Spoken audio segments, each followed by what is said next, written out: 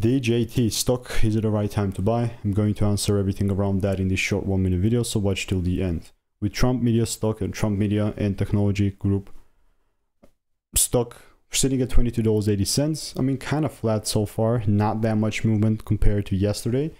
0.44% up. I'm going to go to the daily chart here, and we can see that if I check this daily structure here, this thing was really just down yesterday around 6%, but at some point it was even higher. So once again, because it's kind of moving down here, you have to be aware that this thing is just kind of in a bearish trend so far.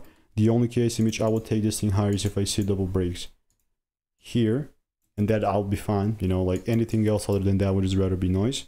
And until then, I'm just waiting. You know, it's a waiting game, and I'd rather wait other than just risk unnecessary capital. So if you want to learn the strategy that I'm using for free, just check the first link in the description. All reviews are 5 stars. And I'll see you in the next one. Goodbye and enjoy.